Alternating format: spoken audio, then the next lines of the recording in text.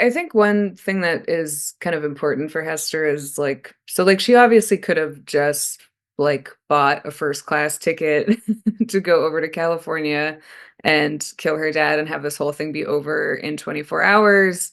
But I think there's a kind of tension where she claims that she's ready to do this. She claims that she wants to do this, but there's also a part of her that she kind of refuses to acknowledge that is sort of holding back a little bit, and that is sort of curious about the world, more open to the world. And so, yeah, I wanted to send her on this road trip, partly because it's something that her mother, who she's kind of obsessed with, also wanted to do in her life. But also because I wanted to,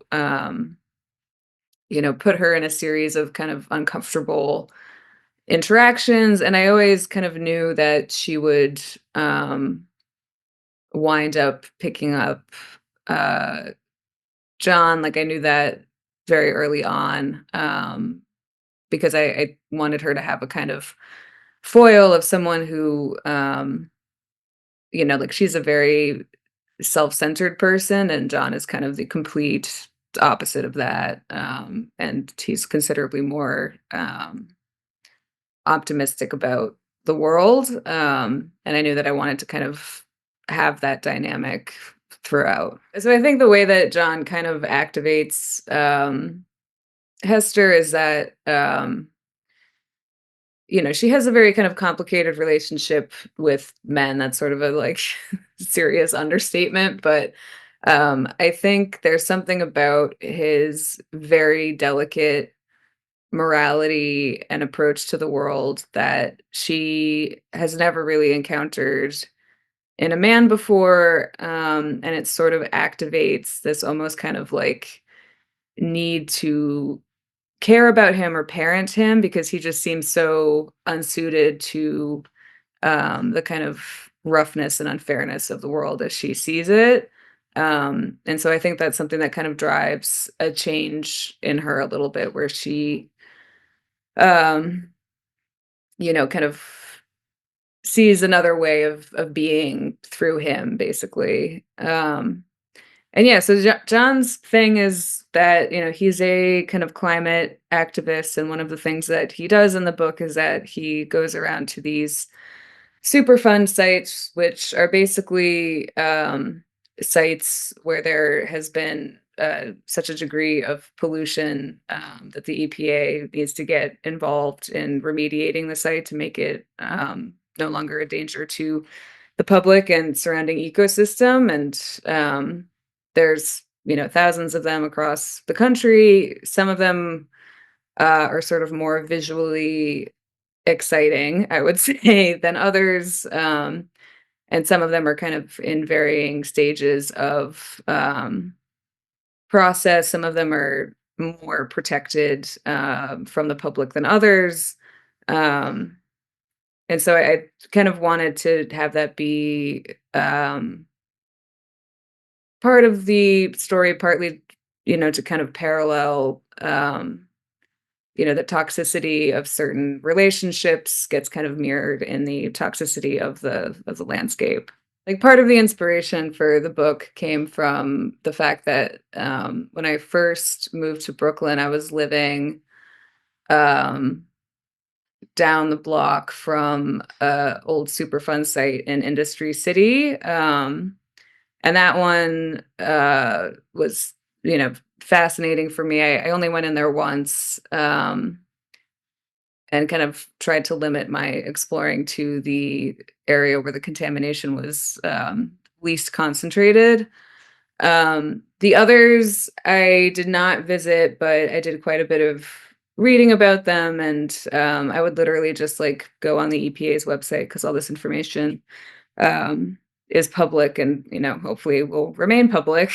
In terms of the others, like that particular site in Brooklyn, I did not include in the book, but there were others that I did not visit, but I wound up kind of looking them up online because everything is available publicly on the EPA's website and, hopefully will remain so. And yeah, it was just a matter of kind of like picking her route and then picking kind of the most interesting places kind of along that route that, made sense and that I wanted to kind of talk about. I mainly wanted to put her in situations or also John in situations where I was sending them a little bit into, hell kind of alternately. And I think in some cases, I wanted it to be a thing where it felt like hell to them in the moment, but was perhaps something that they kind of um, maybe learned something from, even if it's not completely articulated, by them out loud. So, like in the first instance of like having Hester stop at that just strange house with the family with the ferret, and she's kind of repulsed by them and looks down on them, and then they turn out to be, actually very nice, and she winds up feeling somewhat protective of the, weird, sad teenager who lives there, and it's kind of similar with the cult too, like, she assumes it's a cult, and, is immediately like, "I hate it here, we need to leave," um but actually she kind of winds up, receiving quite a bit of help from them, and it's a little bit ambiguous about, like, is this a cult or is this just a community of people who are, like, trying to find a better way to live? Um, and kind of what separates those 2 things. So, yeah, I think that's kind of partly the reason why I picked the scenes that I did. The other parts are also, like the stop that she makes in Pittsburgh and the stop that she makes in Chicago. That was done a little bit to be able to introduce some more kind of backstory about Hester's life and how she came to be the way that she is.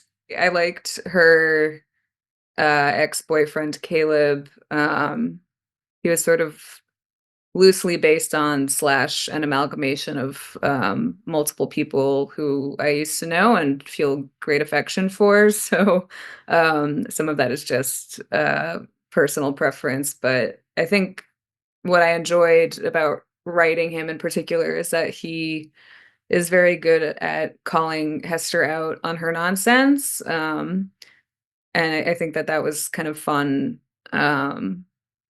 to write that, and yeah, I do like, the little ferret boy teenager,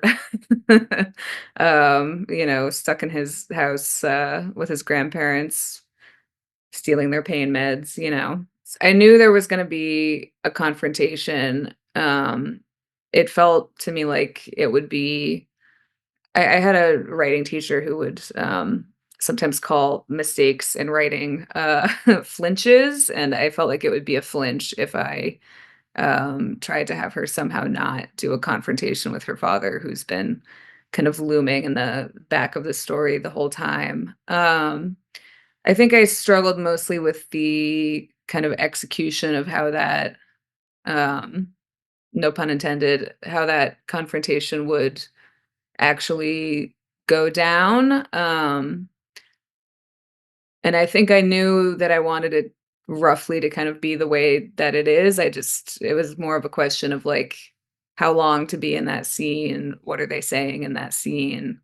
Um, those were kind of more the issues that I had with it. And then yeah, the question also of like including an epilogue was, I think, a little bit more fraught for me. I originally was not going to include one. Um, and then I brought it back in at a later stage, and then made additional further kind of drastic revisions to it. The ending did, kind of weigh on me a bit.